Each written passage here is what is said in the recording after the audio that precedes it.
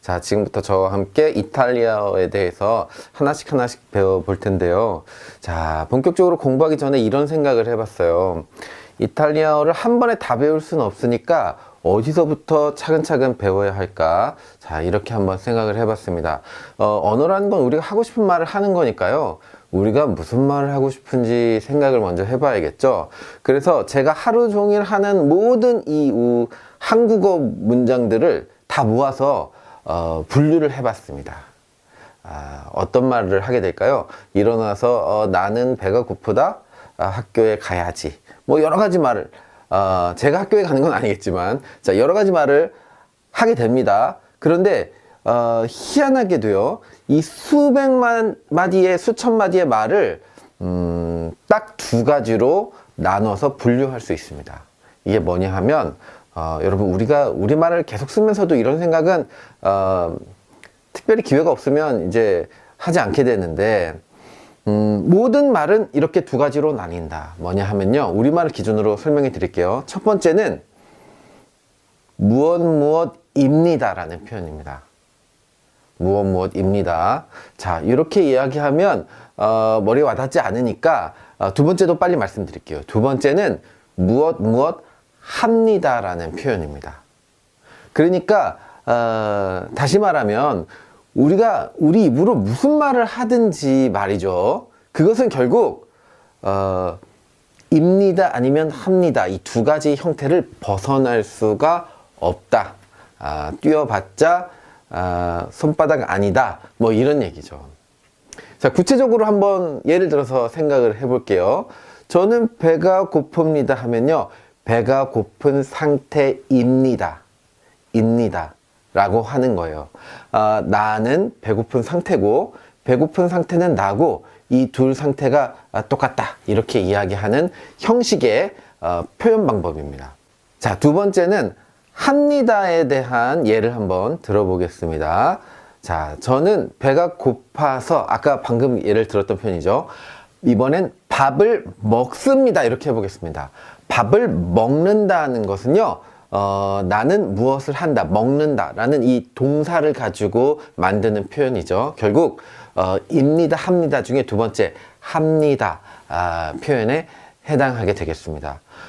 밥을 먹습니다를 다른 말로 하면요, 식사를 합니다 라고 할 수도 있죠. 그렇게 생각하면 이게 합니다 표현이구나 라는 게 좀 더 쉽게 와닿을 수 있겠습니다. 여러분도 지금 어떤 말이든지 한번 생각해 보세요. 여러분이 지금 머릿속에 떠올리는 그 말은 아야! 뭐 이런 감탄사 말고요, 제대로 된 문장을 만들었다면, 혹은 나는, 너는, 그는, 그것은 으로 시작하는 어떤 제대로 된 문장을 만들었다면, 이것은 필연적으로 무엇입니다 혹은 무엇합니다, 이 두 가지 형태를 벗어날 수 없습니다. 자, 제가 무슨 한국어의 어떤 뭐랄까요, 한국어의 어떤 연구자이거나 한국어의 달인이거나 이래서 이 이론을 말씀드리는 것은 아니고요. 사실은 제가 생각했을 때는, 자, 이게 강의에 제 생각을 이렇게 말씀드려도 될지 모르겠지만, 제가 생각했을 때는요, 전 세계 모든 언어가 이렇게 두 가지로 나누어지는 특성을 그대로 갖고 있습니다. 이것은 제가 보기에 언어의 특성이라기보다는요, 세상의 이치다, 이렇게 생각하면 될 것 같아요. 자, 다시 한번 생각해 보죠. 왜 그런가 하면, 첫 번째로 말씀드렸던 예는요, A는 B이다 라는 형식을 빌어서 하는 말입니다. 그녀는 아름답고 아름다운 건 그녀다. 두 번째는요, 누가를 먼저 말한 다음에 얘가 뭐 한다. 자, 보세요. 얘는 잠을 잔다 해버렸어요. 그러면 얘는 잔다 하고 뭐랑 똑같은지 말할 게 없죠. 이렇게 동사 위주의 표현, 이렇게 두 가지로 나눠지는데, 영어로 한번 해보겠습니다. 영어로. 우리 이탈리아 시간이지만 그래도 이탈리아는 우리 지금 하나도 모르고 영어는 I love you 정도는 알잖아, 그죠? 그래서 영어로 한번 해볼게요. I am 띠리리, 이렇게 말하는 경우, 이게 첫 번째 형식입니다. 똑같다라고 말하고 있죠. 자, 그리고 I love you 이렇게 말하는 경우 나는 동사한다, 사랑한다 라고 말하고 있죠. 자, 이것을 문법적 용어로 하면요, 이 비동사 문형과 일반 동사 문형 이렇게 나눌 수 있습니다. 비동사라는 것은 이것과 이것이 똑같다고 이어주는 이퀄 관계를 보여준 동사고요. 일반 동사는 사람이 태어나서 죽을 때까지 하는 수천 가지의 행동을 모두 동사 하나하나로 표현하는 어떤 표현 방식입니다. 자, 이탈리아어는 어떨까요? 똑같습니다. 똑같이 두 가지 형식이 있는데, 자, 첫 번째 형식은 똑같다고 말하는 방식이라고 했죠. 자, 이번 시간에는요, 그리고 이 다음 시간까지요, 일단은 우리는 똑같다고 말하는 형식 먼저 배워볼 거예요. 왜냐하면, 왜 그거 먼저 배우냐면 그게 더 쉽기 때문입니다. 자, 보세요. 나는 뭐랑 똑같다 하고 뭐랑 똑같은지 뒤에 하나만 붙여주면 문장의 형식이 완성되죠. 자, 이제 본격적으로 한번 예문을 보도록 하겠습니다. I am tall 이라는 표현이 있어요. 자, 이거 영어죠. 영어. 자, 영어는 I am tall 이렇게 세 토막으로 이루어져 있습니다. 자, 어떻게 세 토막인지 먼저 한번 살펴볼 거예요. 왜 살펴보겠습니까? 이탈리아어도 이와 똑같기 때문이겠죠. 먼저 한번 살펴볼 거예요. 먼저 앞에 주어가 나옵니다. 나는 누구 얘기인지 먼저 해야죠. 너가 될 수 있어요. 너는 이렇게 말할 수도 있죠. 자, 그리고 똑같다를 의미하는 비동사가 튀어나왔죠. 그래서 I am이 하나의 패턴처럼 굳어집니다. 그리고 나서 뒤에 하고 싶은 말을 무언가 넣어주면 되겠죠. 나는 똑같은데 뭐랑 똑같아? 키 큰과 똑같아. 이렇게 이해하시면 돼요. 결국 그래서 나는 키가 큽니다. 이렇게 말할 수 있게 되죠. 자, 그러면 이와 같은 구조로 이탈리아어로 단어만 한번 바꿔보도록 하겠습니다. 보시죠. Io sono alto 이렇게 말합니다. 자, 이렇게 해서 우리는 이미 이탈리아어의 문형, 이 양대 산맥 중에 한 가지를 정복했습니다. 여러분 대단하죠. 자, 제가 대단하다기보단 여러분이 정말 대단합니다. 요걸 이렇게 따라와서 순식간에 이탈리아어의 절반을 이해했네 이미. 자, 요거요, 요거. 자, sono는 똑같다는 의미, am도 똑같다는 의미. 자, 이렇게 색깔도 같죠, 여러분 이해하기 쉽도록. 그리고 좌우로는요, 주어와 뒤에 무언가 이렇게 나눠서 배치하시면 되겠습니다. 자, 지금까지 배운 내용을 정리해보죠. 첫 번째, 우리는 지금 뭔지 모르지만 똑같다라는 말을 하는 법을 배우고 있어요. 이거고요. 자, 두 번째는 뭐냐 하면요, I 다음에 am이 쓰이듯이, I am 쓰이듯이 이어 다음에 sono가 쓰입니다. 이어 sono 이렇게 세트 메뉴가 됩니다 라는 사실, 이렇게 두 가지를 배우고 있습니다. 자, 그러면 여기서 한 발자국만 더 들어가 보도록 하죠. 우리 오늘 첫 시간이니까 여기서 딱 한 발자국 더 들어가고 그대로 끝내도록 하겠습니다. 자, 보시죠. 영어의 예를 다시 한번 들을게요. I am 패턴을 제가 이미 말씀드렸는데 말이죠. 왜 I am을 강조하는 걸까요? 너라고 하면 어떻게 됩니까? You am이죠, you am. I am, you am.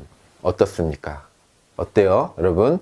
우리가 어렸을 때 조금이라도 영어 공부를 해보신 분이라면 I am이고 you are다 여기까지 아시겠죠? 뭔지 몰라도 you am은 좀 이상하다 이렇게 생각이 드시겠죠? 그렇습니다. you 다음엔 are가 쓰입니다. 자, 그러면 she 다음엔 뭐가 쓰일까요? she 다음엔 is가 쓰이죠. 얘는 뭐냐면 독점계약 관계입니다. 독점계약 관계. 돌렸을 수 없어. 호환 불가. I 나왔으면 무조건 am 나와야 되고요. you 나왔으면 a 나와야 되고요. she 나왔으면 무조건 is 나와야 됩니다. 물론 똑같다는 말을 하고 싶다면 말이죠. 그래서 너 지금 똑같다고 말하고 싶어? 그리고 I라고 말했어? 그러면 뒤에 M이라고 하겠지. 내가 말해줄 수도 있어. 다 알고 있어요. 왜? 정해진 거니까. 이탈리아어도 똑같습니다. 자, 보세요. 이 중에 am, are, is를 합쳐서 우리가 비동사라고 부르는데요. 비동사라고 들어본 적 있으시죠? 비동사라고 부르는 것은 이 am, are, is 동사들의 이름이기도 하지만 be라는 것이 원형이기도 합니다. 원형. 이 원형이 뭐냐면요. 원형은 뭐냐면 쓸데없는 형입니다. 쓸데없는 형. 자, 보세요. 비동사라고 버젓이 이름이 있지만 실제로 사용될 땐 I, B라고 아무도 안 해. 그러면 유비도 안 해. 쉬비는 쉬비도 안 해. 그럼 B라는 것은 뭐예요? 쓸데없는 형태입니다. 실제로 쓸 때는 MR이즈로만 쓴다니까. 그러면 B라는 건 왜 있는데? 자, 이유가 있어요. 첫 번째, MR이즈 동사라고 부르기 뭐하잖아. 그러니까 비동사라고 부른다. 그럴 수 있죠. 자, 두 번째, 아주 특수한 경우에는 MR이즈를 대체해서 B가 쓰이기도 합니다. 아주 가끔. 진짜 가끔. 3일에 한 번 정도. 이렇게 쓰일 수도 있어요.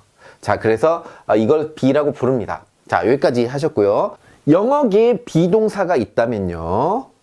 영어계에 비동사가 있다면 이탈리아어계에는 SL의 동사가 있습니다. SL에. 영어계의 비동사 SL의 이탈리아어계의 SL의 동사 이렇게.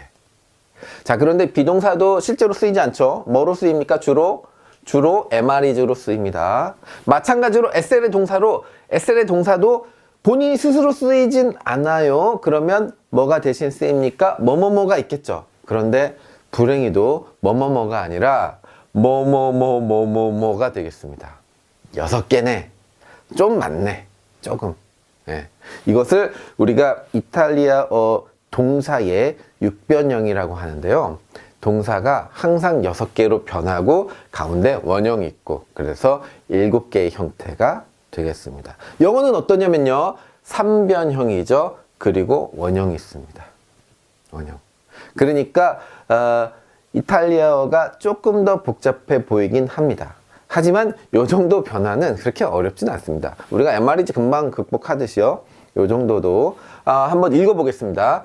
sono, siamo, sei, e, sono. 또 쓰였네요. sono 그리고 siete. 요렇게 6가지. 우리가 요렇게 6가지를 한꺼번에 외울 건 아니고요. 주어와 함께 이렇게 돌아가면서 외워야 되는데요. 왜 6가지인지 한번 생각해 보죠. 영어에서는요. 나, 너, 그녀 이렇게 하고 끝났어. 그렇죠? 그런데요. 사실은 그녀 있지만 그 따로 있죠.